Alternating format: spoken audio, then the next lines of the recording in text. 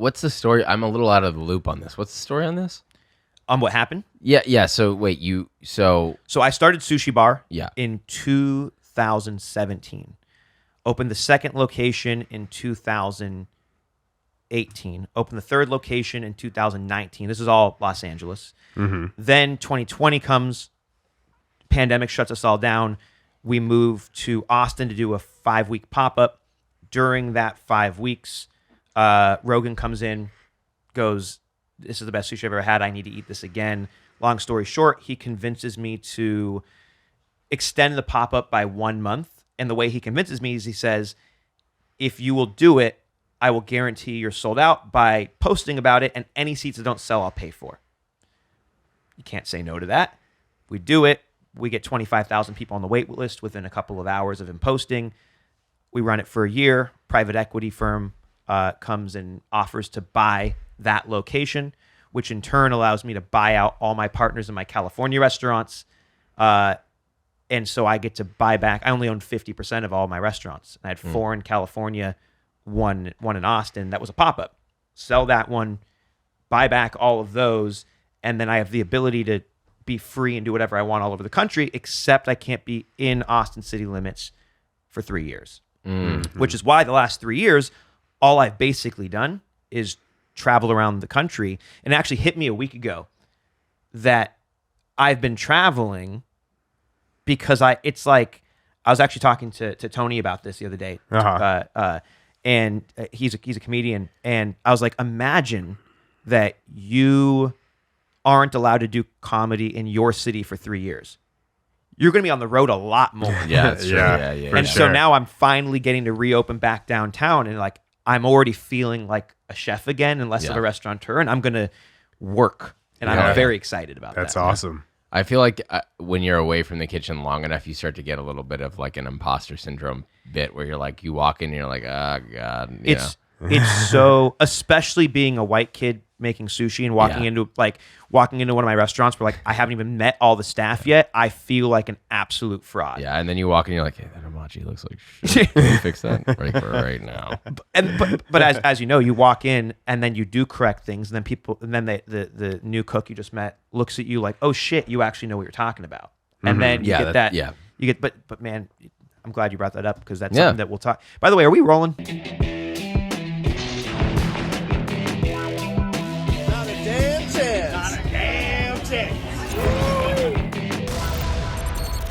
We are? Yeah. What's up, guys? Okay. Awesome. We're just fucking talking, all right? This goddamn podcast. We do whatever we want. We're gonna be talking for the next 16 hours, so you guys better strap in. Easily. And I actually feel like we could talk for the next 16 hours. For sure. Because we've been talking about you for a while, but I personally, because we're cut from the same cloth, have a ton of questions for you. Because you have been able to parlay a cooking career into and I don't want to use the wrong word for it, but like a content career, in the way that like when you and I were coming up, you either were a chef in a restaurant or you were a celebrity chef on Food Network, right? Yeah. And you've somehow been able to pioneer an entire new way, building a following of almost 10 million people, on YouTube, just doing what you love. And the whole point of this podcast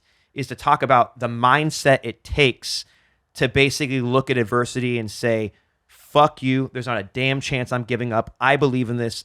There's nothing that will stop me. And so, it's really exciting for me to talk to someone from my field who has not only become successful, but become successful in a field that didn't exist.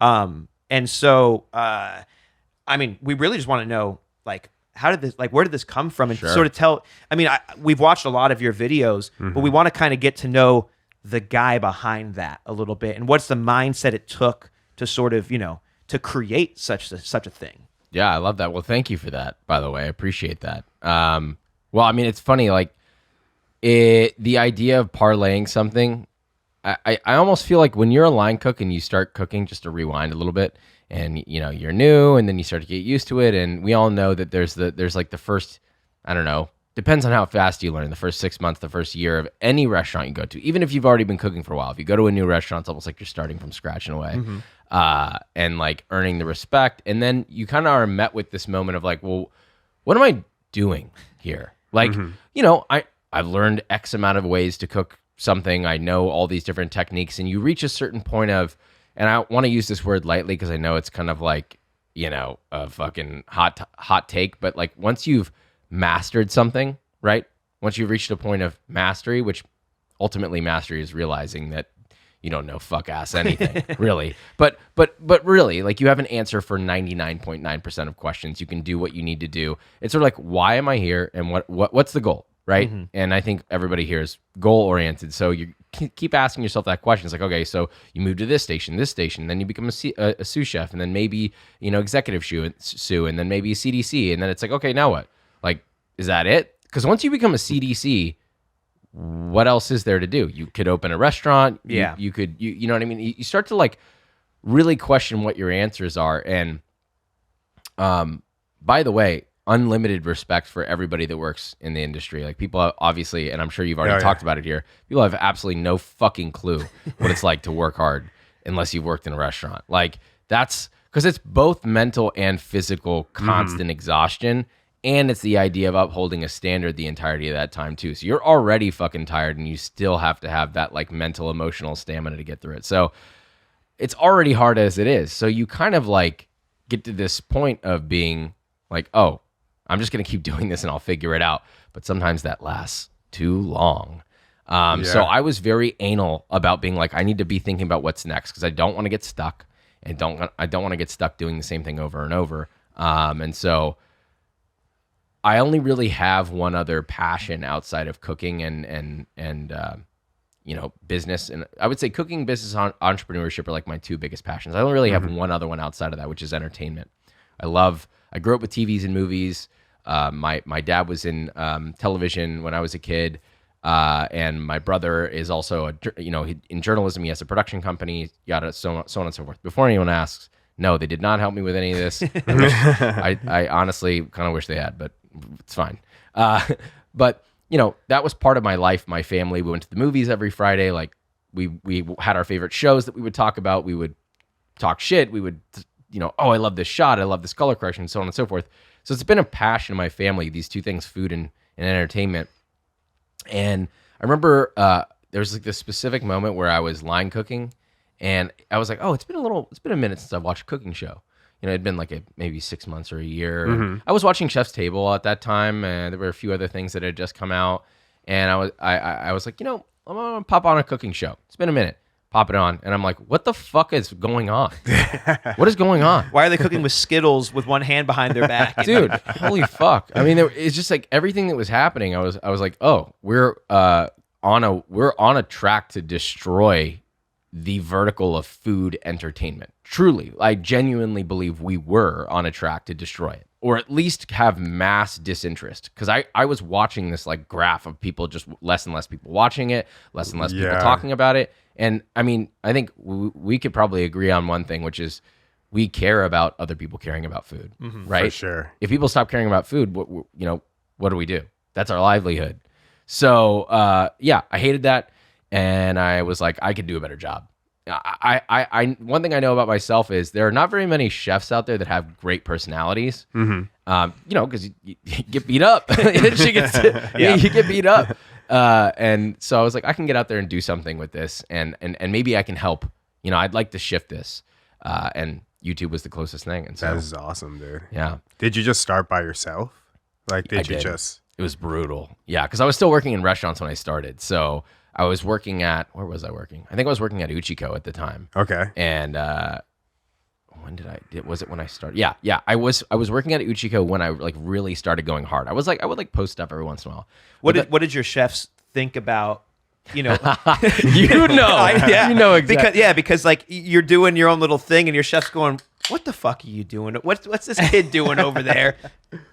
That's a very nice, you know, that it was a lot less nice than how you described it. I know, but this is a family show. Yeah. Well, yeah. I mean, fuck, dude. The chefs had a lot to say. You know, I will say, Uchiko in the high hospitality restaurant group is very good at cultivating a pretty solid culture. Oh, yeah, I yeah. think that they are very underrated, actually. People have no idea. They really invest a lot in their chefs and their line cooks. I've never felt more uplifted as a professional in that field than there. They made me feel great.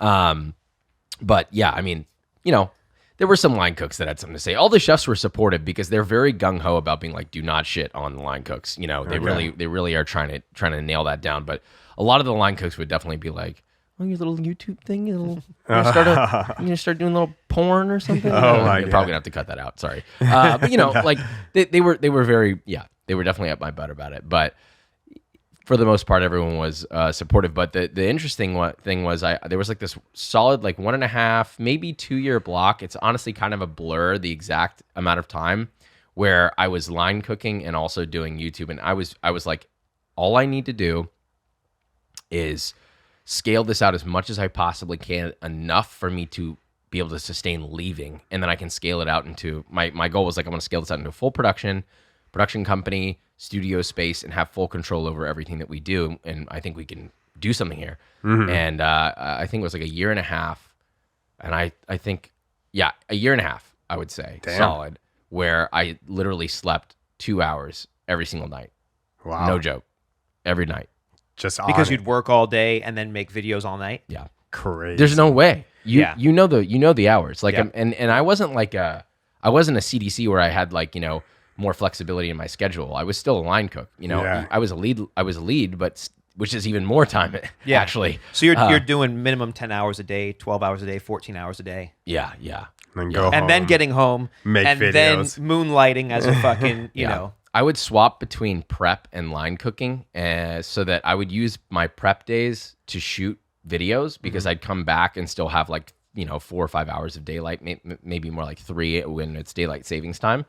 And I would shoot as much as possible on those weeks. And then I would swap to night days and I would do my shift and everything, come back home and then edit videos until like 4 to 6. So you were doing all the editing too. Everything. everything. Filming, editing, cooking, prepping, recipe writing, everything. Jesus. So are you like setting up a tripod or do you have someone actually filming for, I mean, in the No, beginning. there was nobody. It was It's literally all just you. me. One man. Yeah, it was me for the first 2 years. It was completely by myself. Why, did you plan to like drop one video or a week, or like was it like multiple videos? I think when I first started, it was one video a week. I was very particular about exactly how I was doing everything. I had a schedule for everything. I had an upload schedule. I developed programmatic to try and prepare for brand deals. Didn't have any then. But I was trying to get ahead. No, that's so sick. And you had like a schedule too, like ideas of what to cook each week and like videos to film, basically. Yeah, I would do a lot of data research and try to figure out what people really wanted to see. Smart. Because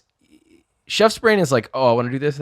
Most people don't get it. They would love to eat it, but most of the stuff that we would want to make, like that we're passionate about, isn't even that cool to watch. Yeah, it's not. No, yeah, exactly. It's like, okay, today we're going to talk about a spuma. No one really cares about that They'd much. rather see a fucking sick grilled cheese sandwich. It's actually true. Yeah. Unfortunately, yeah. Or like a create the most steak or beautiful. something. There was a time where I did like one video where I was talking about how perfect this like. I don't remember what it was, but let's use an espuma for an example. It's like, oh my God, the microfoam, it's so perfect. It's so glossy. I can almost see my reflection in it and it's holding. It's not falling. I'm so happy about this. Everyone else is like, I don't give a fuck, dude. Who cares? It looks like a fucking, it's a foam. So what? My soap dispenser does that. Yeah. So Crazy. Like, but you use soy lecithin. It's important, You have to whip in the air. They're like soy. You got to hold it at a 45-degree angle. So Like, doesn't that increase your estrogen? Oh my God. What's up, everybody? This is Phillip Frankland Lee from the Not a Damn Chance podcast. As some of you may or may not know, I'm also a sushi chef. I got my first Michelin star back in 2020 for making sushi at Sushi by Scratch restaurants, and I am obsessed with Japan. Every year, my family and I go and we spend a good amount of time in Japan. This year, we partnered with Modern Adventure to lead a group through a culinary adventure through Japan. If you'd like to join us, please visit modernadventure.com and make sure to use promo code LEE500 to save $500 off the trip. That's LEE500, LEE500. I hope to see you in Japan. Yeah, I mean, like, So I found stuff that worked that I knew people would want to see. And my goal was like, well, I can show people all this stuff and give everything away that I've learned professionally for free. Because if you think about it, for a number of years, everything was a secret, right? It's like if you wanted to learn how to organize yourself the best, or if you wanted to learn how to do this one dish, or if you wanted to learn how to do this one technique, there was no guide for it online at the time. You had to go and work at the restaurant and learn it there, like the old school way. And you had to most likely go and learn it for free. Yep. Because you'd have to go to the restaurant. And if it was a nice enough restaurant for you to aspire to work there, they're already fully staffed. So you got to go knock on the door and say, hey, can I sweep your floors for free just so I can be in this room? Yeah. That's the way that you used to have to learn stuff. It's literally things where it'd be like, I love the way that you guys peel carrots where you can't see any of the peel lines. Can I please work an entire 14-hour shift so I can learn how to peel carrots like you guys? Sheesh. I mean, it's serious. Like, what other industry do people do that? None. I don't think there is one I could possibly think of. Tattooing. I think apprenticing and tattooing. Okay. Yep, and they get it worse too, because like tattoo artists, like in order to become a tattoo artist, and I don't know how much the woke culture has changed this, but like when I was getting tattooed, a lot, and that was like between 15 and 20 years ago was when I was like getting the most of my tattoos. But like you'd come in and like the apprentice one day has half of his facial hair shaved off and is wearing a diaper. And like it was like a lot of way. Oh yeah. Hazing. The diapers yeah. Oh my God. Sick. That's actually cool. No. That was like a normal thing for that. But even when they weren't hazing you, you still worked there. You cleaned up the shop. It was basically a stage. They just called it an apprentice. I like that. But then the best tattoo artist was teaching you how to shade and how to fucking, you know what I mean? So like they would do that to learn a trade. That's cool. Same thing that we would do in kitchens. Yeah. It's it's like the creative works and the arts are something that are so amorphous that a lot of the time to really get it, you do have to be around it. Mm-hmm. I do believe that there are certain things that I can teach or that we could teach on a video or in text in an article, but really you don't get it until you've been around it and watched someone who's done it 50,000 times do it and have them explain it to you, and then you do it next to them. That's where you really learn. But back to what I was saying, basically my whole thought was I can just give all this stuff away for free, which why not, right? I mean, people don't have to pay me for this, so I might as well do that. That's my leveraging point. No one else in the space had ever worked in restaurants. Everyone was just, it was just a bunch of home cooks on there, which, no disrespect, but I knew that I had way more to offer. And so for sure, that was my leveraging point. It was like, what do people want to watch? What can I do to leverage everything that I've learned to give them more value? And that was it. Yeah, I'm a home cook, so I definitely like appreciate those videos, and obviously Phillip lets me come in, jump in on the line sometimes too, so I learned firsthand, but like videos like that you make definitely benefit like me, the home cook, right? Because I could learn different skills from those fast videos, That's the other thing too, right? When you're teaching someone, especially with cooking, you kind of have to cater the lesson to the individual oftentimes. Like, how does this person learn? How can I explain this to somebody who, knows either a lot or knows very little? And so it was always like, how do I deliver the technique or describe the recipe in a way that everybody can understand it, whether you've never cooked before or you've been cooking for 25 years. Well, you said you were a lead line cook. I mean, the job of a lead line cook is to train the new cooks, And so for anyone out there who doesn't realize, like, you get the guys and girls who come in below you know little to nothing. And maybe they know a lot, but they don't know how you do it in this restaurant. So I think having that experience is what I think, amongst many other things, but I think that kind of separates you from the home cook who does a YouTube channel, because you know how to take a new kid and teach them exactly how, and you said it correct, which a lot of chefs don't realize. You have to tailor the way you train to the individual. Now, I got a million questions on how do you tailor it to 10 million individuals, but I think you probably find a cross section that has hit the most, because there's not a one size fits all, but there's a one size fits most, method. Yeah. Kind of like coaching, like training people and stuff. It's kind of the same way. You need to be able to, in a way, like be able to like talk to everybody, but make it make sense. Yeah. I feel like the best way to do it, if you're gonna, like, for me, is you have to pick one route. Either start high and then go low, or go low and then go high when you describe everything.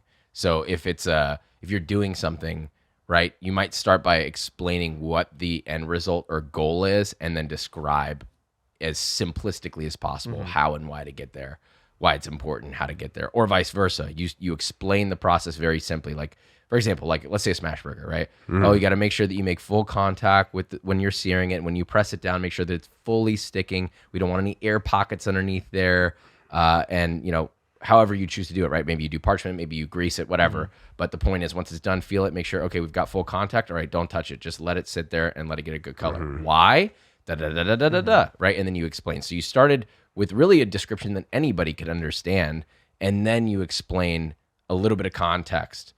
Or vice versa. You could say you need to have a good Maillard on a smash burger because that's kind of the whole point of the fucking burger. And then you explain. So I feel like if you can do that and somehow give both the context and the application, there will never be a person that comes across it, whether they're at the beginning or at the end of their culinary mastery, that won't understand it unless they're like really dumb. So you told us a little bit about, your background and how you got into like the video creation and filmmaking. What was your childhood inspiration into cooking? Like, how did you get, what did your childhood look like that inspired you to make that a passion? I feel like it's similar to a lot of people's. I wonder what yours is. You go first.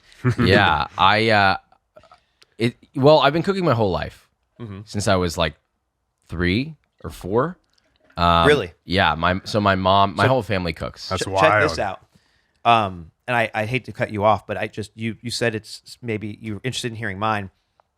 There's a VHS video of my father giving me a chef's knife for my 3rd birthday. Yeah, that was literally me. That's There's a sick. video. I don't know if there's video Wonder if we're or brothers. photo. I know, right? We look like we might, maybe Very could be. possible. Right. This is very possible. We might need to do the family tree thing.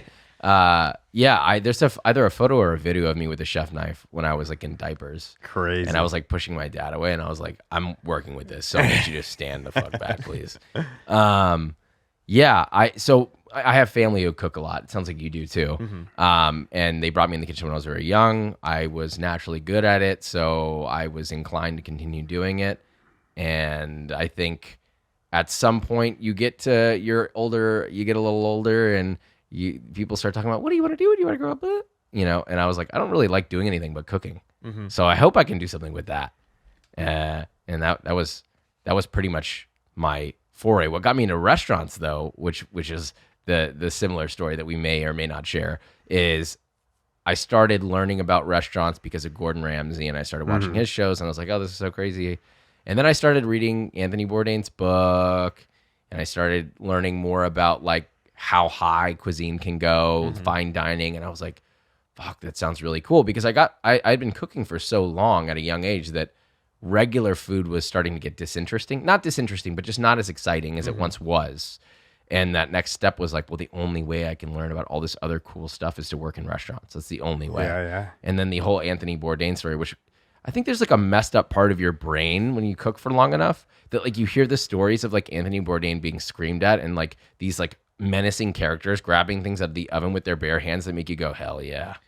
Yeah, I think specifically with Kitchen Confidential, it appeals to both the industry professional and the non-industry professional for almost the same reason. The non-industry professional is like, that's a crazy story.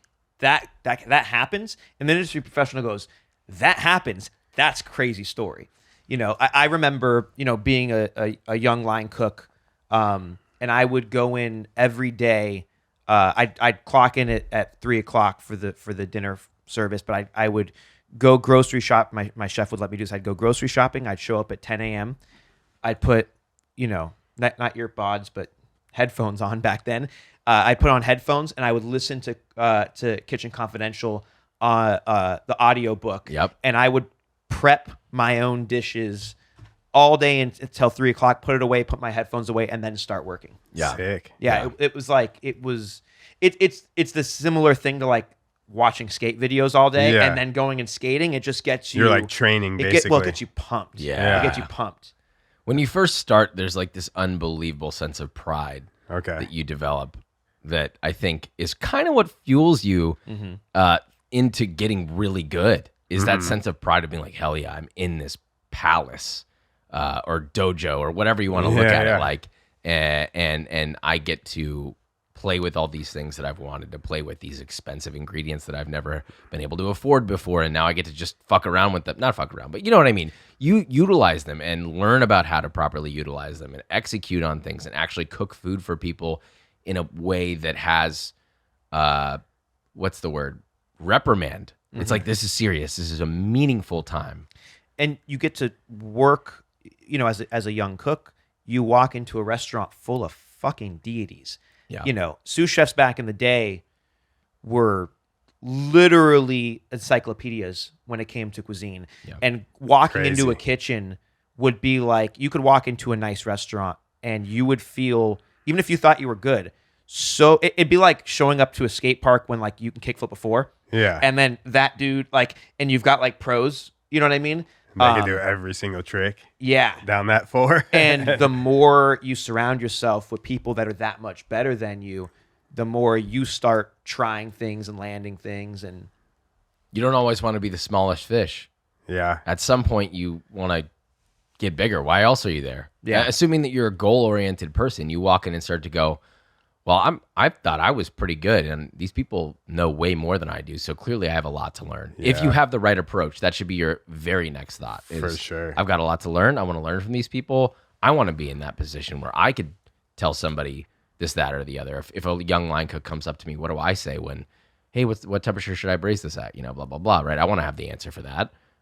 So yeah, that's actually a good point. The deities is a big one. You feel like honored to work and execute for them, which is cool. I think that's awesome. That's kind of a lost art that doesn't really exist today. Today we have tons of people that are like, fuck your job, quit your job, hate your boss. You should hate your life. If you are working a job, you should hate it. It's like, okay, well, God bless. You just set everybody up to be incredibly miserable. For sure. There's a whole Instagram culture about like how you should not want to take your job seriously. Yeah. And look, I'm sure there's a lot of jobs you shouldn't take seriously, but our industry is one that like, luckily it hasn't been hit as hard as some of the other ones, but like the average sous chef in 2024 is not the same as the average sous chef in 2008. Yeah, I couldn't agree more. You know, and I think that is culture, a bit of like finding more balance, you know, all of those things. But also nowadays, you become a sous chef because you were the guy who didn't not show up for the last 6 months. And we need a sous chef. That's brutal, dude. You know what I mean? Brutal. Where like sous chefs in 2008 could be executive chefs in 2024 and crush the average. Yeah. So how did you... I do want to harp on that just for Okay. one beat, because I do think it's important, which is just the element of, I think the thing that we're missing is passion culture. That's really it, right? I think that, you know, I get the idea of balance.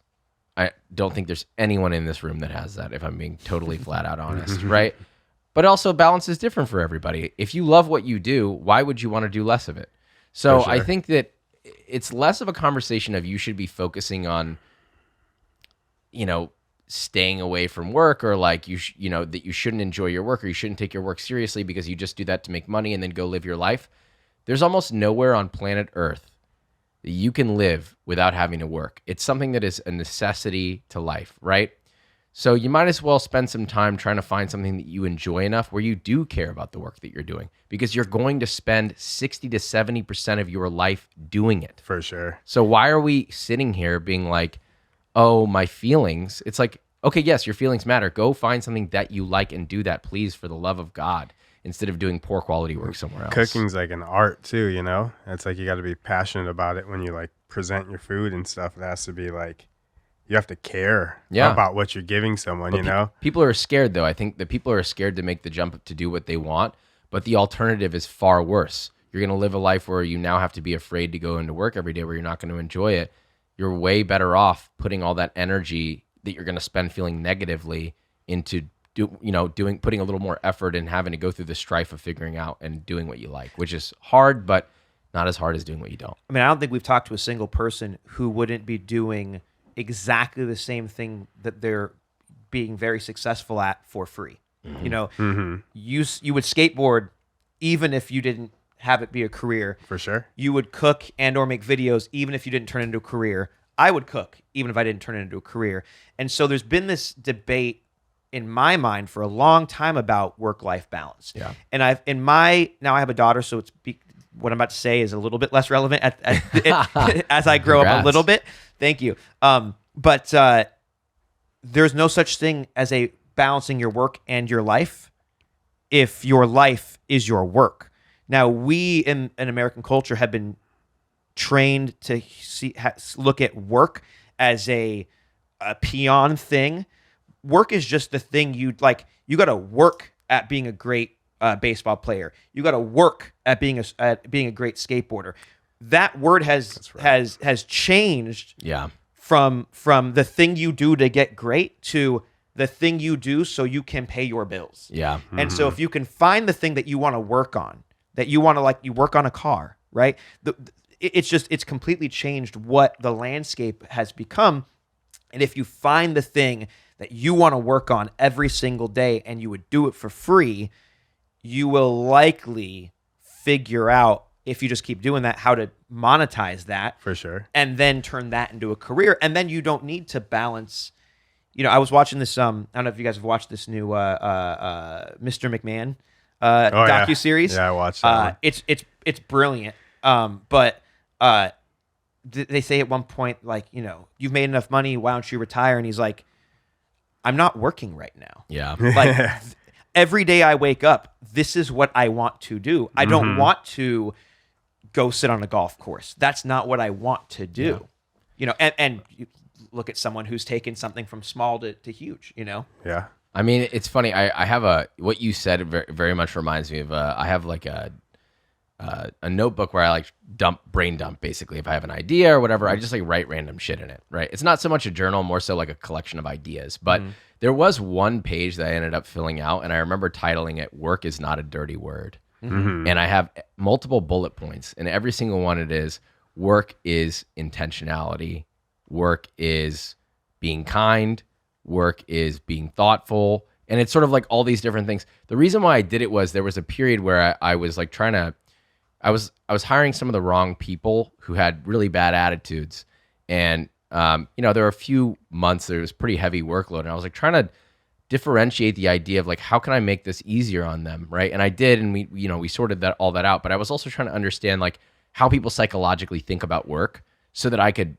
make a situation and make a work culture in my business that was more fair, less time consuming, and just easier on everybody. But also internally, as a business owner, you struggle with that because you go, well, am I looking at this the wrong way? How am I in the wrong here? And I started to realize that most things that are good usually are going to involve work, like you said. Even being kind and nice to people when you got to work on not being an asshole sometimes. If you're fucking tired, yes. If you're tired and you've been working all day and someone comes up to you and maybe they're being kind of dickish, it is in your best interest to work to just be the better person in that situation or whatever, right? It's Definitely. You're going to be presented with it no matter what. By the way, I think you got the title to your next book. Work is not a dirty word. I would buy that and I would read that. Yeah, I'm into it. Yeah, we'll see. We'll see. I'm taking a hiatus from books for a little bit. I'm very happy with how mine's done, but at the same time, I'm it's a lot of work. So winky face at work. Where do you think this mindset comes from? Is it something that you were born with, and I mean by that, it comes from your parents? Is it something that over time you didn't like the way that you approached things, so you wanted to change it? How do you think you got to a place where most people don't walk in and go, okay, I'm going to do this so that I can do that, so I can do that, because if I do this and I can do this, and they're not playing that long game. So where do you think that really came from? That's interesting.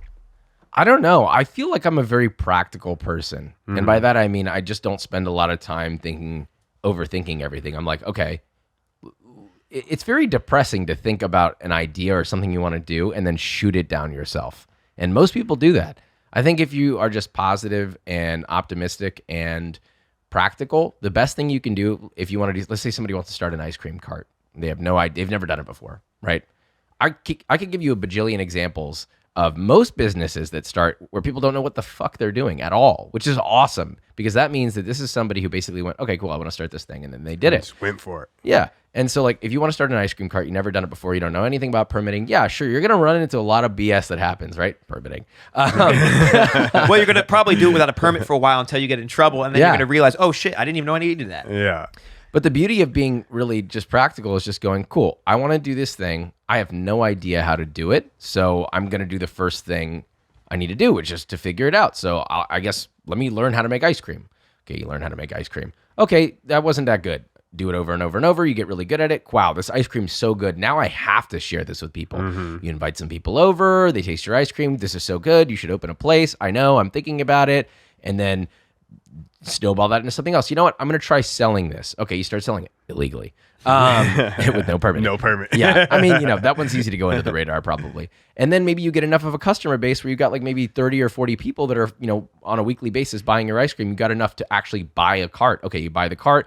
And then, one thing after the next, you start learning more and more and it snowballs. And then one day maybe that cart turns into a brick and mortar place, which honestly, once you get to the cart stage, it is very likely that you can get to the brick and mortar stage. Yeah. You have enough in your sales, enough wind in your sails to start really pushing for bigger and better. I'm not saying it's guaranteed. I'm just saying that you have enough momentum, it could happen. Well, it's guaranteed if, and this is something we talk about a lot, if you don't take no for an answer. Yeah. If you absolutely refuse to lose, there's no other choice. Then you will succeed, and you will get there. And it's interesting because the way that you just described going about that is very reminiscent of how you just described you started, which is to say, like, what you just described to me, that trajectory is what I would almost call like a side hustle or moonlighting as, right? Because what you just described, which is I'm going to work on making my ice cream great. After I work on making my ice cream great, I'm going to make it for friends. After my friends love it, I'm going to start trying to sell a little bit. Once I sell a little bit, I'm going to go to a cart. After I go to a cart, I quit my job and I go open a fucking brick and mortar. You know what I mean? Because That's a great way. We do have to make a living to survive unless you're still living at home or whatever. So it's not, and that's another thing is like, you may not always be able to have a job that pays your bills that you absolutely are in love with. And if that's the case, then your mindset needs to change from fuck this thing I got to do, this sucks, to I am using this to get to where I want to go. And then you can become grateful for the job that you have because you know that job that you have that you hate or maybe that you just don't love will allow you to start moonlighting as the thing you want to be until you. And so if you look at it as a stepping stone, you don't have to like every single stone. You have to like where you're going. Yeah, that's huge. That's huge. You have to like where you're going is a great one. Yeah, I mean, I also think, I will be transparent. I do think that there are also other elements that do make it hard, right? Like, I don't think, just because I think it's a practical perspective doesn't mean everybody's going to be able to do it because there are also the other elements of all the hurdles you're going to face, the ups and the downs, so on and so forth, right? You also have to have the mental and emotional fortitude to get through that stage, which is probably that stage never ends, I guess. But to deal with that, right? Because that's a part of doing something like this. But I don't know. I would say like my parents and my dad and my brother have always been very entrepreneurial. I never heard them complain. They just did what they needed to do and took care of business. And I think that helped me see the sort of unemotional side of what needs to be done. And that helped me a ton. So you think they sort of set the example for the mindset that you sort of took and maybe tweaked and made it your own, but ran with? I would say so. They gave me a good baseline, and I kind of elevated it from there, where it was, I have very big goals, very big aspirations, things that I want to get to, and like you said, not taking no for an answer, but also having the thought of like, I don't care what it takes. I'm doing this. Fuck yeah. If I don't sleep, I don't give a fuck. Yeah. So we have a phrase for that. It's called "not a damn chance." Yeah. I mean, but that's what it is. From. That's what it is. Like, you have to have that like all or nothing mentality because there's nothing for you to fall back on. Yeah. This is it. you're going. But it's also like, what's the point? Mm-hmm. You know, I mean, there's no, if you have a real thing that you want to do, most of those things are going to take a very long time to do it. You're probably going to have to commit your life to figuring it out. So I would rather commit my life to figuring it out and doing it and die knowing that I gave literally every millisecond to it than leaving it as a possibility in the distance that's like looking me in the face. See, I agree with you wholeheartedly, except for if you give every ounce of yourself, I don't think it's possible to not achieve your goal. 100%. You know what I mean? Yeah. So like, no, I agree. Like I've never met anyone who's like, I gave it my all. I never ever gave up, and I never got anywhere with it. Yeah. Now sometimes, and Margarita, my wife, will remind me often, because we talked a little bit about that imposter syndrome earlier, that we became overnight successes, like legitimately like 0 to 100 at year 11. Mm-hmm. You know what I mean? Yeah. So like she'll remind me that like we're an overnight success at year 11. Yeah. You know, long and that's journey. year 11 of owning, not year 11 of cooking. That would have been year, what am I at, 19 years now? So this would have been 4 years ago. So that was year 15 of cooking, year 11 or something like that. Mm-hmm. And so sometimes it takes a very long time to realize your actual goals. And 100%. for me, there was an interesting moment where I learned to just sort of be patient. And that is that when we first opened our restaurant in 2013, I wanted to be the best chef in the world. I wanted to open the best restaurant in the world, and I wanted to be recognized as such. And I always bothered me that I knew we were cooking at a level that we didn't get the notoriety for. We just didn't. Now we did get, we got a lot of accolades, but not on the world stage. And then I started to realize that it was over a decade before El Bulli got its due. It was at a decade that Noma got its due. There was all these restaurants that I looked up to that were clearly the top of the food chain.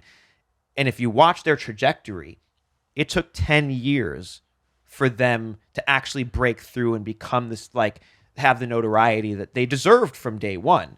And so I remember telling myself, maybe like in year 2 or 3, give it till 10 years. Because I think part of the video game, you have to hit level 10 before it's going to happen. It's like experience points or like skin in the game. You have to have that many reps. You have to have that long of people building muscle. Yeah. It takes time. You know? Yeah.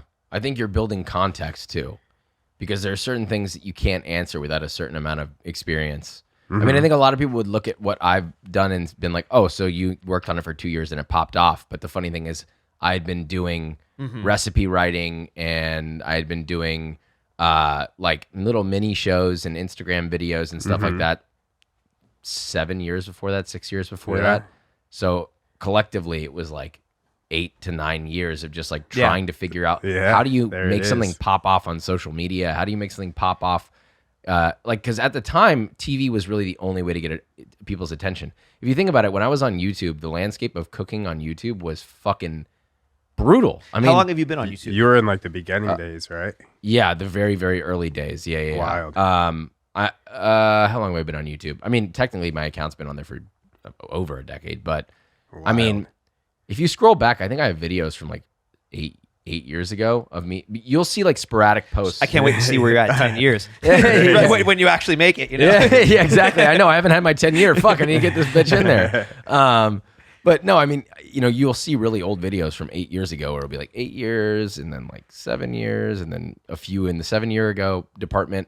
But there was a lot of just like posting and screaming into the wind or screaming into the void, so to speak. And I think that's what it is. Like that's your paying your dues, which is you are just going to have to scream into the void until something happens. And it's more so the belief in yourself and your ideas and what you really care about, and being like, I don't care.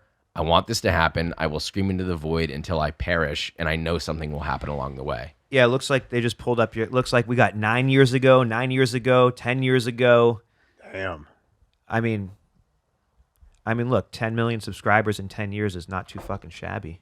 Yeah. Well, the funny thing is, so beast, dude. Well, the funny thing is, the majority of it happened in like a 3-year period. Yeah. It's just like a boom. Yeah, the majority of the subscribership happened in a 3-year period, but there was like probably a solid, I don't know, 4 years where I was sort of regularly posting, and then there was 1 year where I was like, I'm gonna kill myself doing this. I don't care if I die. And that was when I was like, I'm not sleeping, and so I did not sleep. Literally did not sleep. I don't know how I did it, but yeah, I didn't sleep for that 1.5 years that I was talking about earlier. And that was the one that differentiated it, where I was like, I have enough context. I know what people like. I know what does well. I know how people tick. Now I'm going to put everything that I have left in my body into this and see what happens. You just honed in and just released. How many videos a week were you doing at that time? Started at 1. Yeah. And then I hired 1 person. Then it went to 2. Okay. Then I hired more people. Then it went to 3, and I was posting 3 a week. Damn. And then I did a 180 on that and went all the way back to posting once a week. This happened recently. Last year, at the beginning of last year, I was like, all right, we're gonna delete 2/3 of our upload capacity, and we're gonna only upload once a week instead of 3 times a week. And we're gonna get more viewership. And my team was like, fucking Christ, he went crazy. and so I reconfigured basically our entire business, and I was focusing more on larger concepts. And I was like, we're going to make concepts that pull in more viewership per video. Fuck yeah. And do less uploads so we can focus on bigger projects to show people that we could do crazier shit. And to show people that we can do the big shows. We can make videos that are TV show level and better than anything that's been produced in TV in a long time, and people are going to show up in the millions to watch it on single videos. Sick, dude. And we did that. Wow, that was a big transition point for us, but it was important, I think. That is awesome. That's crazy. So what? And maybe you haven't run into many of them, but what are some of the things that you've run into that have been major obstacles for you? Or one of the things we do like to touch on, if you have any experience in that, is like, what was the time, if there was a time where it was like, I thought about giving up, this was going wrong, maybe you weren't making payroll, and like, I had times definitely, as when we had 1, 2, however many restaurants, where it was like, I find myself literally in tears in the shower going like, I'm not going to be able to wake up tomorrow. I don't know what the fuck to do. And we always like to try to talk about, if there is that time, like how did you overcome that? Yeah, that's a good question. I definitely have had them before. I have 2 specific moments. One before I started this, and one while I was doing it. So while I was cooking in restaurants, I had been working in restaurants for 1.5 years, 2 years. Let's just say probably about 2 years. I'd worked in a couple of restaurants. Most of them were stages. I finally solidified myself at a restaurant that won't be named. And, it was going well. I was enjoying it. I was still very green, though. I had a lot to learn. I was making a lot of mistakes. Like, I knew how to cook. I knew how to make great food. I didn't know how to operate in a restaurant like that. Very different. Very different. Yeah. By the way, everybody at home who's watching who thinks they're really good at cooking, you don't know shit until you go into a restaurant. Completely different game. You may be very good at cooking. Yeah. Can you make that entire thing start to finish in 4.5 minutes rather than 4.5 hours? Also, the way you move, the way you are like moving around the kitchen, are you very organized? Because most home cooks are disgustingly disorganized. And I didn't start out feeling that way. You know what I'm talking about. And so anyway. No, you learn, and the way you learn is your chef walks over, takes your cutting board, throws it at the wall, and screams in your face, you can't make clean food in a dirty kitchen. Yeah. That is, again, a restaurant I won't name, but a restaurant experience that off air I'll tell you who. I actually used that example for many years to be like, dude, you won't believe, because it was like my favorite chef. And it was like, it was almost cool that he did that to me. Nowadays, but this was 15 years ago when like that would have been cool. Now I don't want to say it because I don't want to get him in trouble or anything, but I'll never forget that experience, but also understand, yeah, he's right. 100% he's right.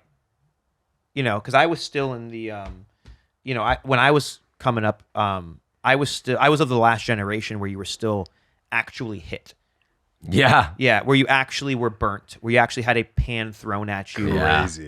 Where you had your chef in your ear, calling your mom a whore and you know. Jesus. Yeah, no, I mean, and all you would do is Oh you'd go, my goodness. yes, chef, yes, chef, yes, Yeah. chef, faster, chef, yes, chef. And Yeah, I remember that. Yeah, It happened to me too. Yeah, I had a chef spit in my face once, which I actually thought was funny. Insane. I'd gotten my parents walked in when this happened. Actually, this was No like the most way. they humiliating- walked into the Oh kitchen. my. Yeah. So I was making. I was manning the. So the station was half fry, half saute, where you were taking half of the 6 top burner, and you had your fryolator that you were using, and it was a small plates station. And there was this dish that they had where. Fuck a lot of people. God, so many people ordered this thing. It's horrible. And I had I had all my baskets full. They were all frying. I mean, they were literally full to the brim. It was almost borderline too much. And chef calls out. He's like, fire one. I don't want to say what the food is because people will figure out what it is. But they'll be like, fire one more, da-da-da, right? And I was like, I pulled up plate marker so I didn't forget, put the plate to the side because I had like basically 15 orders, all stacked, all the plates ready to go. And then this one separate one, so I would remember it. I'd look, okay, I have one more that's totally separate from this order. So I have time. I've got 3 minutes on these. I'll rotate them out. And I said, yes, chef, 3 minutes. And he goes, when I say fire, you fire now. And I'm like, okay, I could get a pot of oil. I get a pot of oil and get it up, but I feel like it'll be the same amount of time, but I can do that. And I start getting the pot. And he's like, drop it in the fucking fryolator. Just drop and I'm like panicking because I'm like, okay, sure. And I put him right on top of all the other stuff that was frying. Yeah. And I can see them just not in the oil. And I'm like, oh, fuck. And he comes up to me and he's like, says something that I can't say out loud, but he's like, are you fucking blank? And I'm like, I think it starts with an R. does start with an R. And seems to be all right. And he starts yelling and he's like, and this is wrong with your station and this is fucked up and this is fucked up. Fix all this shit. He's like, throw all this shit away. And I was like, chef, they're gonna be done in 1 minute. I can plate these and I'll do another one immediately. And he takes all the food out, dumps it in the trash. Oh man. And he's like, start over. Now all your fucking plates are gonna be late. Runs all my shit off all my mise en place, dumps a bunch of my mise en place. And I'm like, what the fuck? Yeah. Like, what the fuck? I said that out loud, and he like turns to me and he's like, "What?" And I was like, "I'm just frustrated. Like, I'll restart it." And he gets in my face and he's like, "Yeah, I'm fucking frustrated too. You've been fucking up food all night long or all morning long. Blah blah blah blah blah." And he's like yelling at the top of his lungs, and it's so close to me that his nose was pressed against my nose. Oh my goodness. And this is what lit him off. For some reason, I go, are we gonna kiss? And he fucking loses. Yeah, that checks out. Yeah, cutting board went in the trash. All that other. Oh my Very God. funny story, honestly. I look back at it fondly, but funny enough, that's the restaurant that I was referring to where I was working there, and I had questioned myself. It wasn't that moment, actually. Funny enough, I it's like whatever, that happens all the time. But in that restaurant, I had been working a while, and suddenly, out of nowhere, I was getting better. And like I said, I was green. I made a lot of mistakes. I will admit, from a restaurant perspective. And then there was one day where they just randomly, like, they never talked to me. They never were like, "Hey, you're doing this, fix this." They just fired me, like on the spot. Crazy. And this was like the restaurant I really wanted to work in, and it was like, it was one of the more fine dining restaurants I had ever worked in. And I was like, oh, this is going to be the place where I can prove myself that I'm worthy of working in a great restaurant. And when they fired me, I was like, okay, so I'm not. Like, I'm fucked. Like, what am I supposed to do? I just spent my whole life doing this. What am I supposed to do now? Mm-hmm.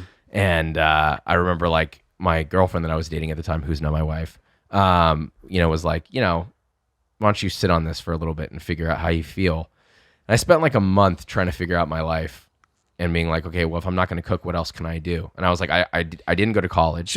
So you loved and admired this place so much that when they essentially rejected you, you were like, maybe I'm not good enough for this even career. It broke you, basically. Yeah. Well, it made me question. I was like, well, if I can't work here, then I can't work anywhere. Like, this was the place that I was supposed to prove myself. So if I can't do this, then there's nothing left. And so I was like, well, I'm young. I still have time to pivot to another career if I'm not good at this. I thought I was good. Maybe I'm not. And so I sat on it for a while. I thought about getting another job, and I was like, I didn't go to college because I was like all in. I was like, I don't need to go to fucking college. I didn't go to culinary school, which no disrespect to culinary school, but I already knew what I needed to know. I wanted to get experience. Mm-hmm. And so I was like, I don't have time to go back to college, so I might just have to figure this out.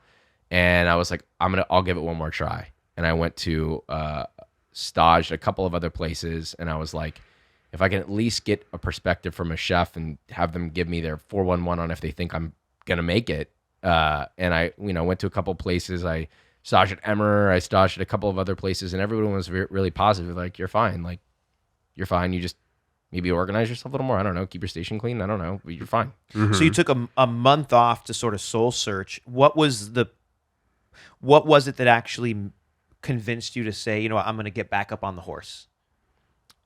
Honestly, two things. I didn't want to do anything else, and I also had nothing else that I could do at the time. It was like back against the wall. I've never been a plan B guy. Mm-hmm. I'm always plan A. And it's like, there's no point in having a plan B, because the second that you have one, I feel like you spend too much time thinking about it, and I'd rather just jump all in. And so that was what forced me back in. I was like, back against the wall. I don't have anywhere else to go. This is what I have to do. And also, like, back to what we said earlier, it takes a long time. Mm-hmm. So in my head, I was hoping that I just need more time, and I just need to be at the right place. And so, yeah. I want to rewind a little bit. You said your parents walked into the kitchen. Oh yeah, I always forgot to tell you about that. Yeah, that happened while we were face to face, nose to nose. Was when he was screaming at me, and they walked in, and I don't think they realized what was happening, because the hood vents, you can't hear. It was an open concept, so you can't hear though, because the hood vents are so loud. So they couldn't hear what he was saying. They just saw that we were doing that, so they were kind of like awkwardly laughing and waving. I think they thought we were playing, like being silly. Yeah. And you pulled back and spit in your face, or? Yeah. Wow. Yeah. That's crazy. That was brutal. Yeah. I mean, it happens. Let me ask you a question, because I've always had a very, very, very strict rule for myself, and that is, you could hit me, yell at me, spit in my face, degrade me, if you were the fucking man or woman. But like, what I mean by that is, like, if you, as a chef, were unbelievable, then I would take any amount of, like, I would die for you. I'd go to war for you. I will take any level of abuse because you are that good.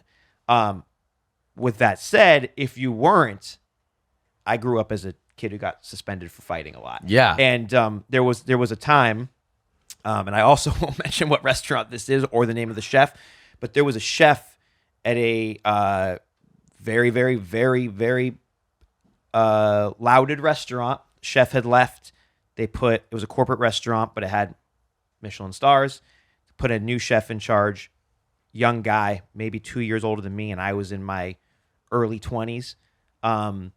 And we were doing a service, and I came in on my day off just because I wanted to be in that kitchen. So I would always show up on my days off, and I always show up 5 hours early. I just wanted to be in kitchens. I want to wake up and go in the kitchen.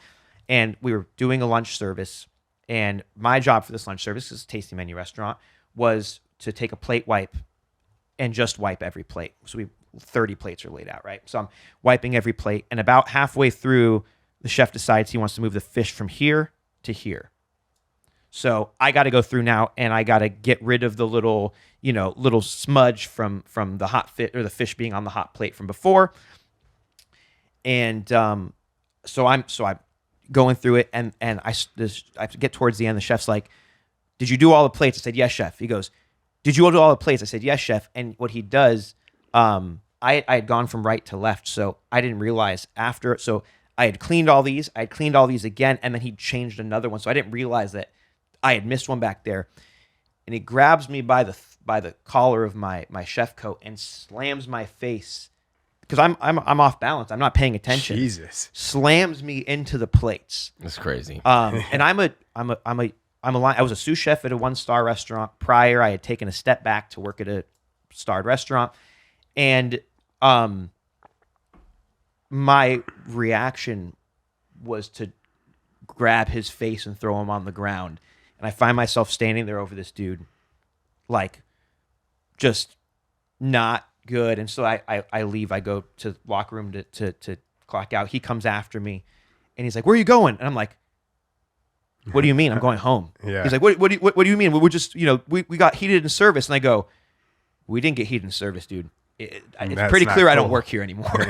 Yeah, that's too far. Physical violence is not. Well, first of all, but if this was a chef that was the fucking man in my books, true, who I respected, who I thought I could learn from, who was going to be like there are chefs I can look back at and be like, if I didn't work in that kitchen under that chef and take that abuse, I would not be as good as I am today. Yeah. Mm-hmm. And for that, also, do I deserve? Did I earn this? Yeah. If I fuck up the soup, that's on me. I'm supposed to be held to that standard. Yeah. Yeah. I mean, also to zoom out for people that are listening, I think I agree with you. Like I'm in the same headspace. It's like 15 years ago. This is a lot. This is not a modern thing anymore. But I do have like a hot take on it, which is, I feel the same way. I've had the same emotions. I've dealt with chefs that were like that. And the chef that I just told you about, like, came into work the next day and smiled, shook his hand. Yeah. Hey, how are you doing? Made him a cup of coffee. No problem. Like nothing happened. Yeah. Like nothing what happened. happens while you're in the trenches is not, during service, a lot of people don't realize this. Service is war. Yeah. And your primary objective is to listen to your general and win the war. Once you're out of the battle, we can all be friends again. Yeah, exactly. That's the best way to describe it, is like you're not in the world anymore. No. That's what people don't understand when they hear these stories. Because I think a lot of people would hear this and go, oh, that's bad. You were trained by this. The industry trained you to be this way. This is wrong. We can't allow this to happen anymore. Don't teach people this mentality. And I think the clear answer is live your life and your standards of what you want to deal with in your life however you want. But ultimately speaking, in that type of an industry, especially at any time, it's honestly a winning mentality. Like, you're not going to lose if you can take that. I'm not saying that you should accept and say that should be what it's like. I think there's a way to. I think that the chefs of that time, that's what happened to them, and I think they just lacked the tools to achieve the same outcome. Yeah. Without physically doing stuff. Yeah, 100%. Because the thing is, though, we as an industry, though, have thrown the baby out with the bathwater. Yeah, we have stopped doing that one tool, but we haven't necessarily replaced that tool with something that breeds the same level of professional. But also, there's been a lot. The government changed about 8 years ago where they outlawed staging. Right, this thing where like apprenticeships were now illegal. Wait, what? You don't know this? I didn't know that. You cannot. Yeah. Fuck. It was under Obama. Yeah. So holy shit. Now here's the thing. It was a byproduct of another law so I'm not political at all whatsoever. I've never fucking voted. I happen to know the things that affect me, and I know that during Obama he made a law that said you cannot have an unpaid employee. You can't have a stage, which that's what is in our thing. It was designed for like corporate America taking advantage of interns and stuff like that. And I get it. If you can't have someone like working at your law firm for free, making you millions of dollars. But in our industry, it was a rite of passage. It was a thing that also proved to yourself that you were here not for the money, but for the tutelage. Mm-hmm. So we passed a law that said you couldn't do that. So the only way you could have a stage, you have to pay the stage full. Wow. I've never had a paid stage. I staged once for 2 months straight. But that's what staging is. You don't get paid. Yeah. They also got rid of salaries. So, So I mean, there was a bunch of things that changed the landscape. So now you can't have a salaried person anymore. You can, but they have to be non-exempt, or they have to be exempt, and they have to more than 50% of their day has to be spent managing, not doing a task that someone else. Like, there's all these rules. So the landscape of the industry changed. It's so hardcore. At the same time, the tools that were being used, which I don't necessarily condone, but the tools that were being used are taken away as well. And then you pile on top of that the internet culture of like, let's quiet quit, let's not care, don't work for the man. All those things together end you in a landscape. And then COVID, where 40% of the people who wanted to be in the hospitality industry leave the industry to go do something else. Yeah. Now you're left with a very, very different landscape. And I think there was a lot of chefs, though, that, I mean, I see a promising future, and I do, but things are going to need to change, over time. I think they needed to change. I also think that there's another reason chefs are like that in the past and needed to get over it. I'm not saying it's right, but there is another reason aside from, it was the olden days. That's how they were raised up. but why were the previous ones raised up and before that and before that? And I think that part of it is cultural and part of it is like, there's two pieces. Number one, food for a lot of people seems almost trivial. So in a way, they had to develop a space that demanded respect over the food to get people to understand the importance of that plate. And they, not saying they went about it the right way, but that was one of the ways that they demanded the respect of the food. The second reason, I think, and this is a, individual experience thing, but I mean, I'm sure you've experienced it a shitload, which is when you run a restaurant, or when you're training in a restaurant or cooking in a restaurant at a high level and you have people that are underneath you at any format, you have to realize that restaurants attract a lot of really cool and unique people, but also a lot of people with a lot of problems, a shitload of problems. Drug addicts. A ton of my friends that I've worked with are, they're drug addicts. They do heroin. I didn't know what dog food was until I started working in restaurants, and it's a slang term for drugs, heroin to be specific. But when you're dealing with a drug addict and you're trying to get a piece of fish precisely placed on a fucking plate, it can get a little bit annoying. If that, even though they're your friend, you can get a little, you feel that almost old world sensation of anguish when you're like, dude, please just put it there. I need this plate to go out now. Taking so long, dude. The industry hasn't figured it out yet, but like our parents spanked us. We're not going to spank our kids. Yeah. But we like the way we turned out. So how do we get our kids to turn out in the same way with that tool missing? Yeah. Right. And so that's just what the industry is. The industry is in the infancy of making that transition. I think it's going to circle back.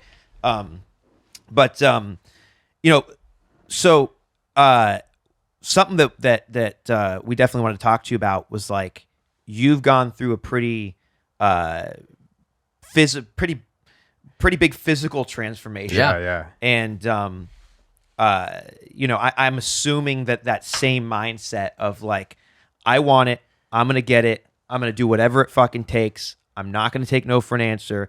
So I mean, tell us about this. I mean, it seems like it's been the journey. Yeah, I think the same mentality can be applied with anything in life, which is, I think that there's really, if you want to do anything, just broad spectrum before I dive into that, is if you want something in life, you really just need to create some sort of consistent action to get towards that. And in order to create consistent action, you need to do really only one thing, which is whatever it is that you need to do. So if it's going to the gym or calling your mom every weekend or creating a business or making sure that your services are more consistent or whatever the hell it is, it doesn't matter. You need to create consistency in your life. And the only way that you can do that is with a thread of non-negotiables. Hell yeah. You do not fucking negotiate with any other thing outside of what the goal is. It's like, cool, I need to do this thing. If I'm ever thinking, oh, well, what if today I just didn't do that thing? Fuck you. That's a great mentality to have there, dude. Discipline. I don't like the whole like gray. I hate gray area more than anything when it comes to like trying to get to a goal or trying to do something, because you cannot have it. Especially if you have like people, everybody wants abs. So let's dive into the fitness thing. Everybody wants abs. Let me tell you something. It's really fucking goddamn hard. Even when you are lean, it's hard. Especially in what we do. It actually gets harder when you're leaner. It gets harder to get that lean to see abs. And you might even hit a point in your physicality where you're like, I look pretty good. Do I really want to keep going? So you set the goal. Do the goddamn thing. Right. And then decide when you get there. It. Go all the way in. Go all the way in. But the other thing, the non-negotiables along the way, I think are fucking crucial. Crucial. Because I have a good example. So I was going to do a video about this. I don't know if I will, but with the holidays, I have so many people DMing me, asking me how I did it, blah, blah, blah, or like, oh, what are your macros? What are your workout splits? Right? And all this specific shit. And I've talked to a few of them. I do respond to a lot of my DMs, and a lot of them are like, okay, cool. Well, after holidays, I'm going to get on this. I'm really pumped about it. I'm not going to harp on the New Year's thing. This is not about New Year's resolution, but it's about the mentality of going, once I get through the holidays, this, that, and the other. There are fucking 3 to 4 days that are stopping you over a 60-day period. Yeah. What if you just did the 60-day period and then eat enjoy your meal with your family those 3 or 4 days? Because guess what? It's 3 or 4 days out of 60. It's not going to ruin your diet. Exactly. So what you're basically telling me is that you don't have the mental fortitude to go through the Thanksgiving dinner, the Christmas meal, or whatever you celebrate, you don't have the mental fortitude to see that pass by you and not be able to hold yourself accountable. So when you go through life and shit happens and you're busy, or you decide, oh, I got to travel to, whatever your job is, maybe you got to travel somewhere, and you're not going to have your typical diet stuff with you. You're not going to have your meal prep service. You're not going to have your supplements with you, or all your supplements. You may have to carry them with you, and that sucks, and you don't want to. When those type of things happen, which are going to happen constantly throughout your time that you're working out, you are going to fold like a cheap ass chair. You're going to fold hard. Yep. And that's why people jump on a bandwagon and they do really well for a couple months and then they fall off. That's why, because it's that mentality of basically negotiating. You're negotiating with yourself before you even fucking start. So there's a new, never knew there was a name for this thing, and it's a mindset I've had for a very long time, which is why, a lot of people on my team get upset because we'll open restaurants so fast, and they'll always be like, I'll be like, yeah, we're opening in 40 days. From the day I tell a team that we're going to have a new restaurant, we build it and we open it within 35, 40 days. And they're always like, I want 6 months. I want more time. Without fail, we have never missed a deadline, even with these crazy quick turnarounds. And I've recently learned of Parkinson's Law. Have you heard of this? No. So Parkinson's Law says that a task will take as much time as is allotted. So yeah, I like this. that. You know this from a kitchen. If you have 5 things on your prep list in 6 hours, it will take you 6 hours to do 5 things. If you have 20 things on your prep list in 4 hours, you will finish 20 things in those 4 hours. The idea that if you give yourself 1 week to clean your room, it will take you 1 week to clean your room. If you give yourself 45 minutes, you'll clean it in 45 minutes. Yeah. And that's that mindset that I didn't know there was a name for it, but the mindset you just described was someone goes, well, I'll start it in 60 days. So in their mind, they go, it took me 60 days to start. But if they would have said, I'll start in 60 minutes, they would have started in 60 minutes. Yeah.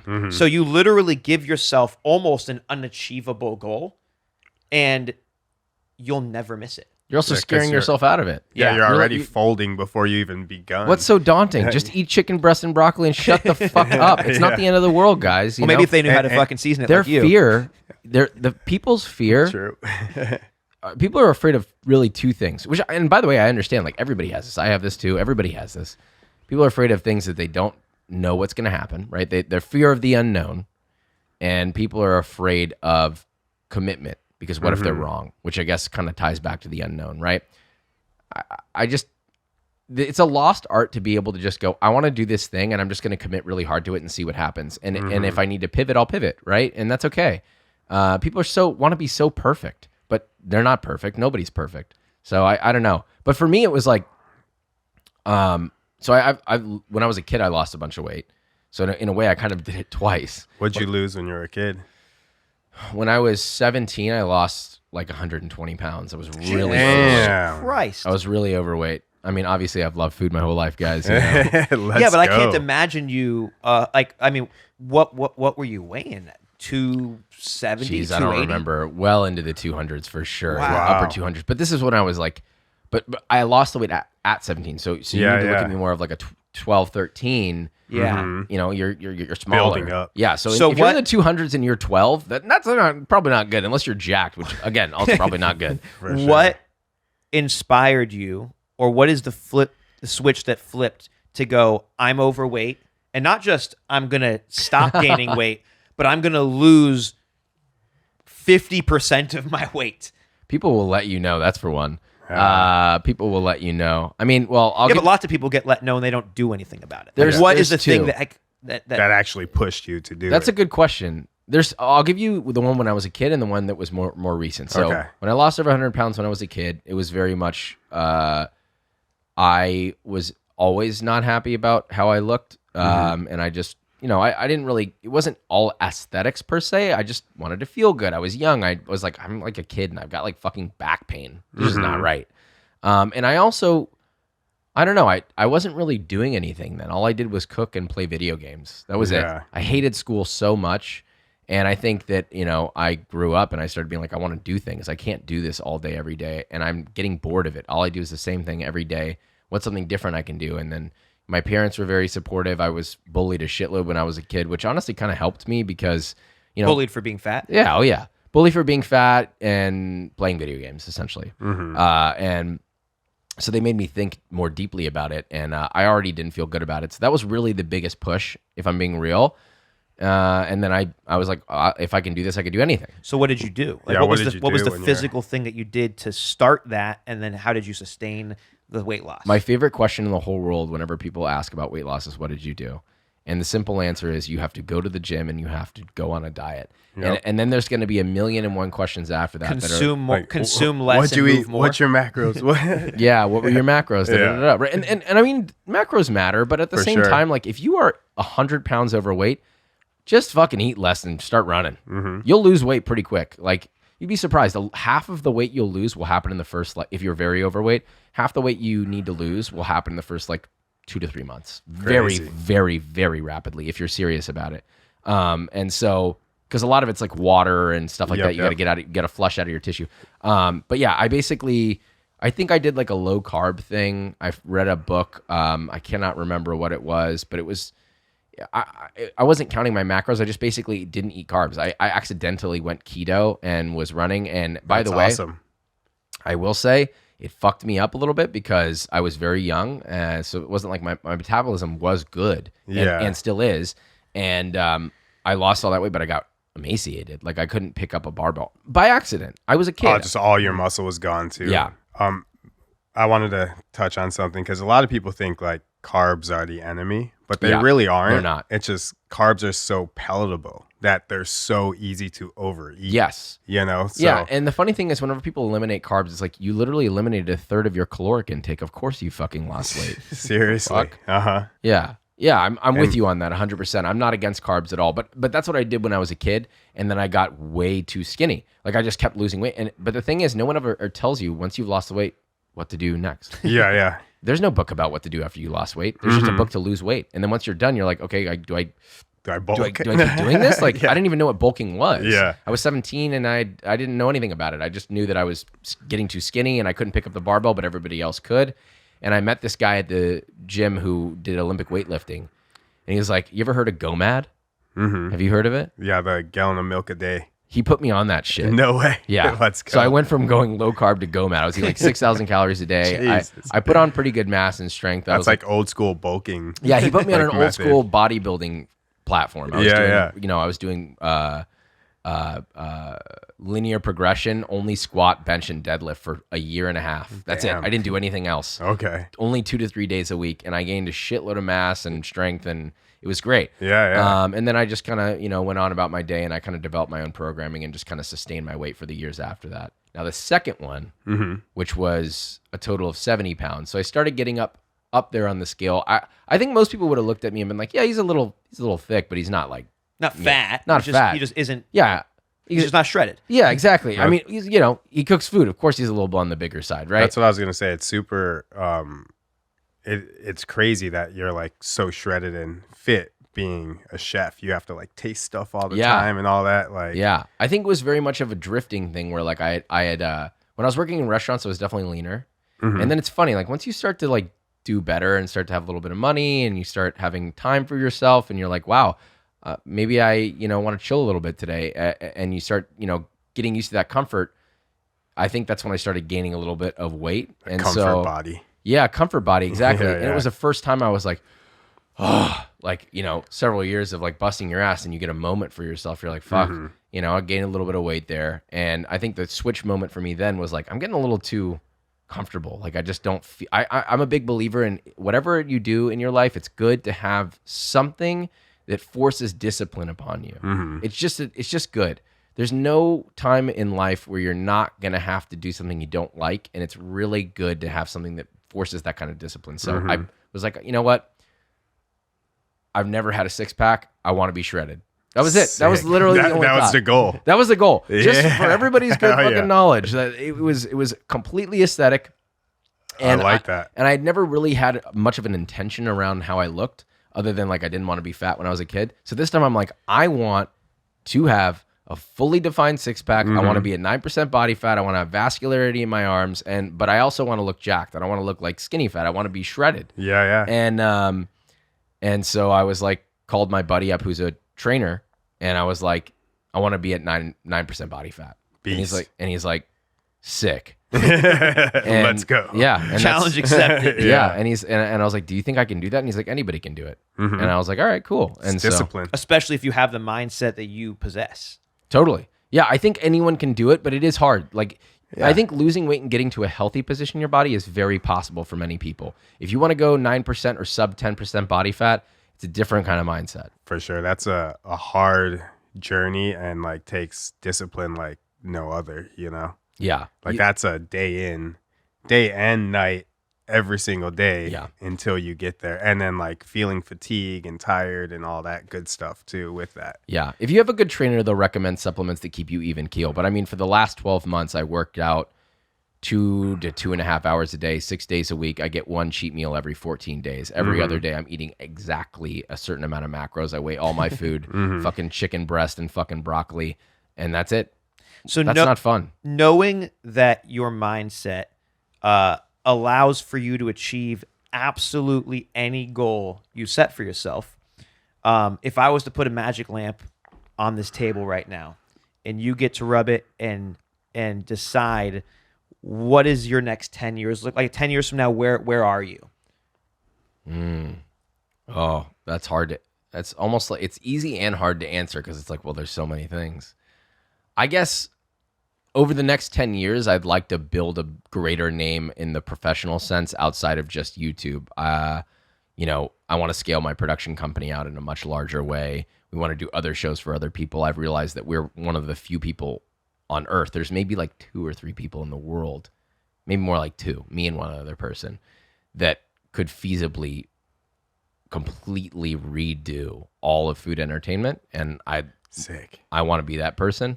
But also, you know, I mean, I want to get back into restaurants too. You and I have talked a little bit about this because it's kind of a part of me. I feel like there's a chunk of me that's missing by not doing it, and I like eats away at me all the time. And so, I would like to build I very much respect what you've built, and I'd love to build my own piece of the world that is in the format of a restaurant group in a big way. Dude. Express my own cuisine and do collabs with you too, right? Like I would love to do. I think that would be so much fun. Like I miss shit like that. Yeah. So well, if you ever want to come to the restaurant and do a guest chef night or whatever, love to have you. Yeah, totally. I would love to. Once I get off record, once I get my first restaurant like pieced together, and we're actually just so you know, this is on the record. Like once I get my first restaurant pieced together, though, which is not far away. You'll be hearing from me. We'll do some fun stuff. Yeah. Also, if you want to make a burger at our spot too, that would be sick. I see you make a lot of sandwiches and stuff. We should do a collab burger. Yeah. We did one with Joe. Was it a shit show? No, actually. He came up with. We just basically were like, give us your busy. bill. Like it had to have been. That's what I meant. Yeah. That's what I meant. No, working with them was good. Yeah. I meant like, were there a shitload of people that showed up? Yeah. So we also launched it during South by. And we parked a Joe Rogan burger truck in the parking lot of his comedy club. Nice. So, it was, we were doing... It was super sick. 800 burgers a day, something like that. Out of that, and then we had our other 4 do, That's awesome. I did a burger in LA with Amboy. Yeah. I've been to Amboy. Elvin, right? Elvin, yeah. Their burgers are good. Yeah, I like those guys. He's super sick. He's a funny guy. But we decided I was like, I got a book tour at the time I was doing a book tour. I got a book. Let's do a signing here and we'll do a burger. Cool. It'll be fun. This will be awesome. This is not fun.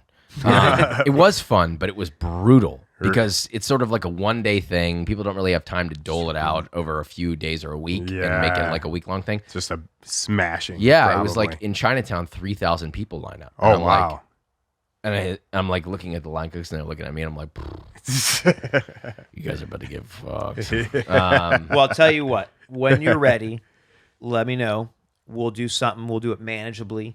We'll do it responsibly and we'll make sure it's fun. Yeah. I think if it's split up over a few days, it'll be way more reasonable. Like I think, if it's like a 4-day thing, people will be able to pick and choose what days they want to go and it'll diffuse a little better. What would be cool is to like almost pop you up at like each one of our spots around the states. Sure. Kinda. Yeah. You know what I mean? That'd be awesome. Yeah, that'd be sick. You know? That'd be sick. You guys are growing it really fast too. It's crazy. Thank you. Bonkers. The 30-day thing I didn't realize was is that true? How's that even possible? And that's for Sushi by Scratch restaurants. How's that even possible though? So basically you have like a just like top like viewing from the outside, having no idea what the operation looks like. Like you essentially have a formulaic way that they're run generally, and then you copy paste. Okay, or? so what will typically happen is I'll sign a lease. Okay, once we take possession, my father-in-law, he builds our restaurants. So my father-in-law and I will fly to go to whatever. We'll show up at a restaurant, and I'll give us about 16 to 17 days to fully remodel and build the restaurant that you will see and experience when you dine there. I then will bring in a full team from. I have a very large corporate team. Corporate's the wrong word, but I have 4 like regional chefs, 4 regional managers, people who are managing the people who are managing the restaurants. And so we'll all go and have sort of like chef summer camp by like, we'll go live in New York together for a month or 2 months. And then we'll hire locally and sort of slowly take the training wheels off. But most of the time when we open a restaurant, it'll be like me and my 3 boys who we always just do it together. And then we'll have got a couple of either local guys, or usually we'll take, we call him a number 1, but head chef. We'll take a number 1 from another location, move them there. And then the actual menu is incredibly formulaic. We open with basically every time, it's almost the same menu that we open with, almost, because it's always the greatest hits, Sure. Inception to date. And then once we open, we step away, then the local team will have the ability to replace up to 10 of the 16 courses with their own spin once they have mastered what it is we do. Do you think it has anything to do with like the sort of the way that you've also formatted the physical restaurant, Yes. right? Like the fact that it's smaller, the fact that you don't need to do a bunch of other things that other restaurants would have to do. I don't consider Sushi by Scratch restaurants a restaurant. I don't have hosts. You should consider it more of an experience. It's a tasting bar. Yeah, I mean, it's a tasting room. Smart. The only people who are employed is a maitre d', who's also the general manager, 3 chefs, 1 bartender, and a dishwasher. Yeah. There's no hosts, runners, bussers, porters. There's just, you show up and the team tastes you on some things and you leave. And there's 1 counter. We don't have to flip tables. We've designed it to be. That's really smart. Yeah. And so, I mean, that's how we're opening our 13th right now in Austin, and then our 14th in Denver. We're opening Austin on December 6th. Austin will open. December 31st,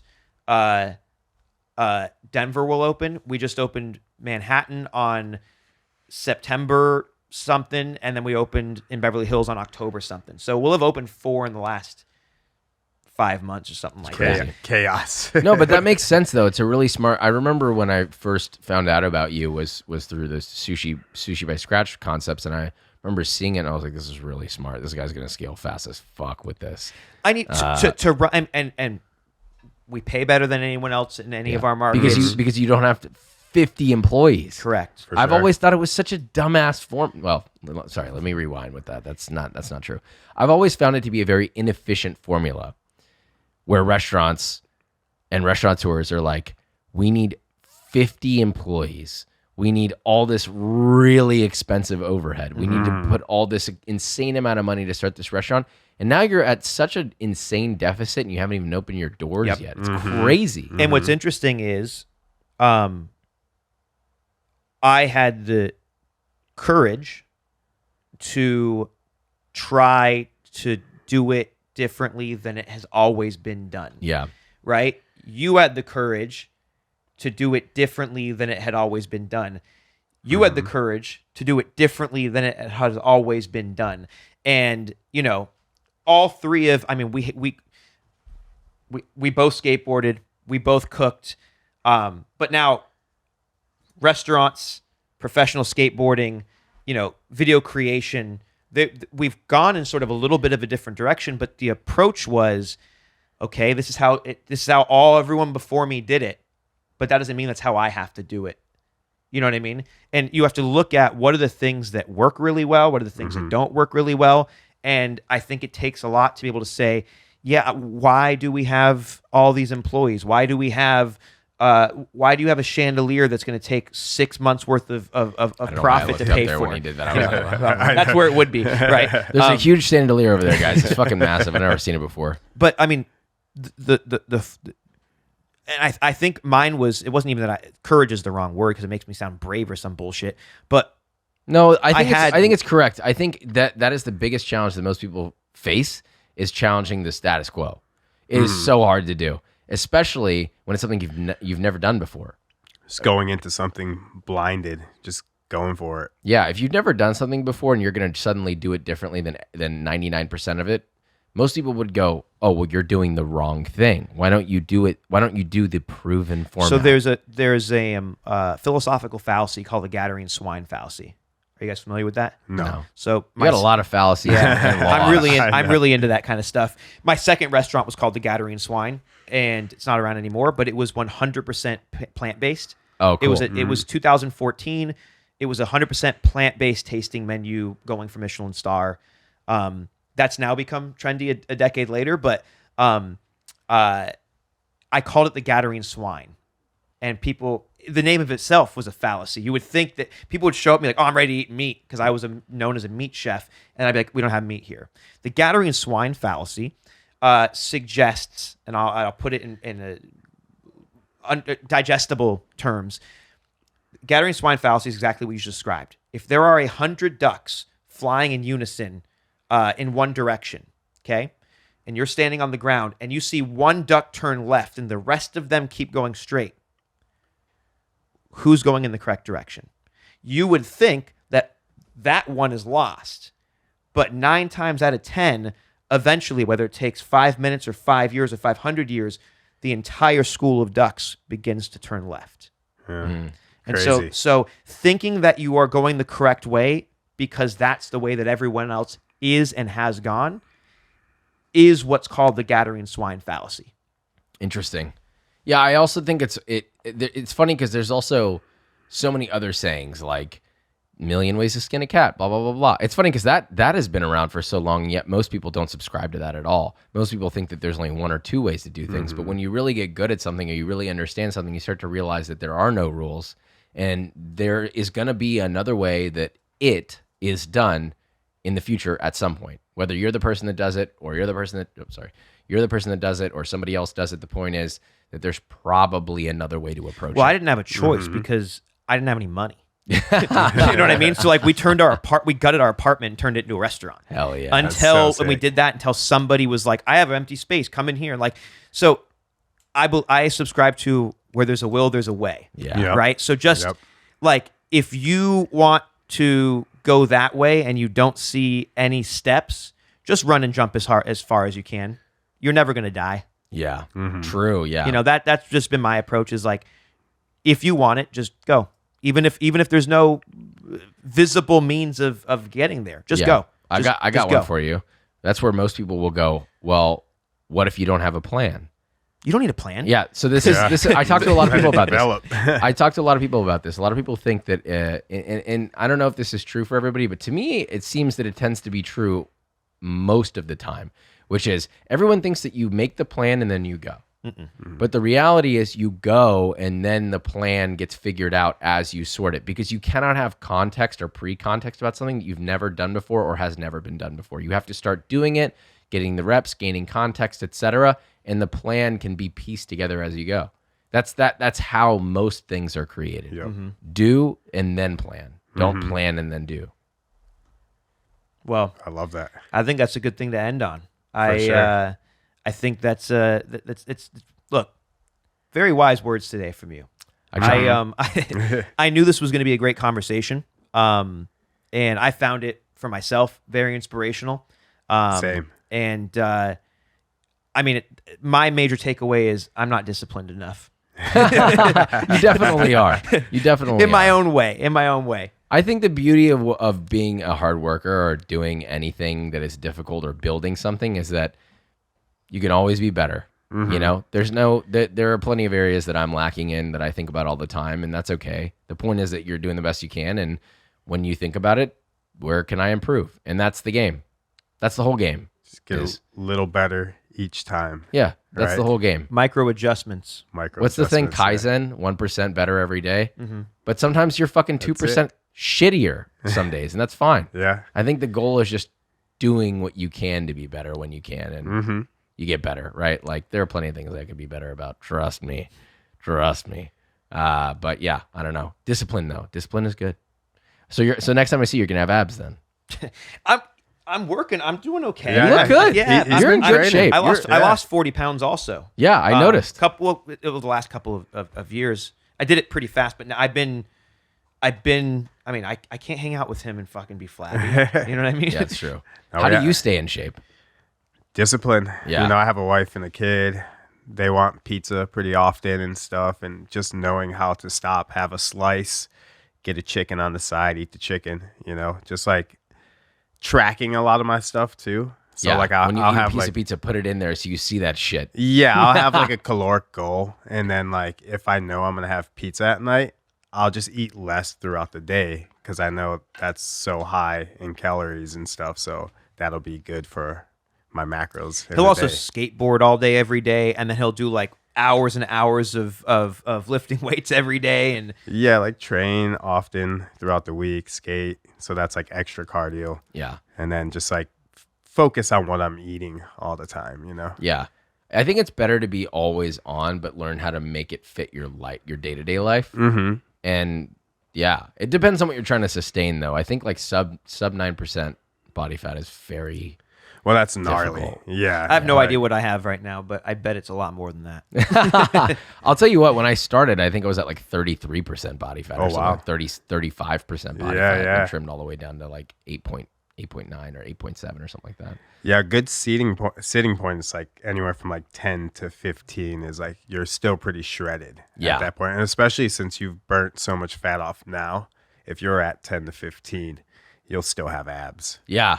You know? Yeah, I've teetered in between 9 and 11 and I stay six packed out. Yeah. But right now we're focusing a lot on thickening my abs so that I can be at 12 and still be shredded. Yeah. Progressive overload with the Yeah. abs. Yep. Yeah, doing weighted like what is it? The hanging knees to chest or whatever. Yeah. If you do those weighted, Death. dude. Well, not just death, but your abs get thick as fuck For from sure. that because it's such a weird angle. It's the only way that I can get my lower abdomen to really contract. Mm-hmm. All right, so I got an idea. So we're gonna do a burger collab, Yes. and then you guys are gonna do a fitness collab. Yeah. Yeah, Let's I'm do so it. game. Super down. Yeah, I'm game. I feel like I might be able to hold my own for 15 minutes. Should be fine. Dude, I tried to. I can't tried skate. I'm sorry, I can't skate. I tried to work out with him one day. I went with him and one of his partners, and I did rep for rep. Now these two fucking beasts, rep for rep. Now, We did a crazy workout that day but too. keep in mind, Yeah.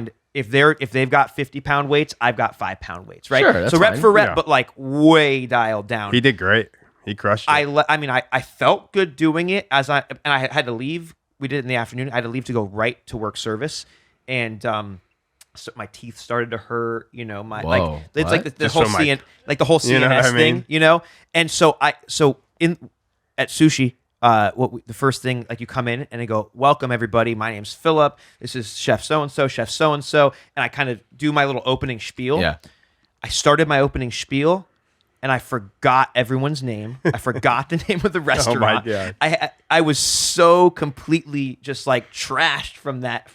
Anyways, I think you're in better shape than I am, but fair warning, when you go with this dude, it's insane. No, I believe it. You can still have an intense workout and be in shape. I mean, Yeah, it was a conditioning workout. So it was like Okay. he came in on like a day where we were doing sprints and stuff. Ugh. So it was definitely like a tougher one. Where my normal workouts, you would like them a little bit more. They're more like body part focus. I'm also in much better shape now, so I could probably Yeah. hang a lot better now. for sure.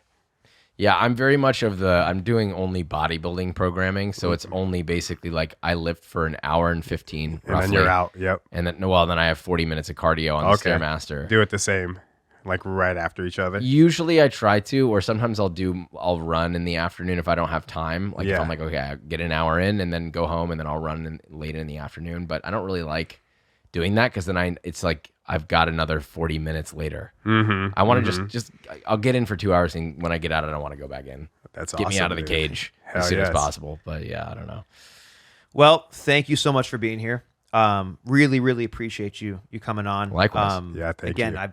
I know I've learned so much. I hope everybody at home's learned a lot. And yeah, I can't wait to do some stuff together. Yeah, it's Me going to too. be fun, man. It's gonna be good. We're gonna make a lot of calories, and we're not gonna consume any of them. We're gonna be shredded while we make everybody else fat. No, I'm kidding. kidding. Love it.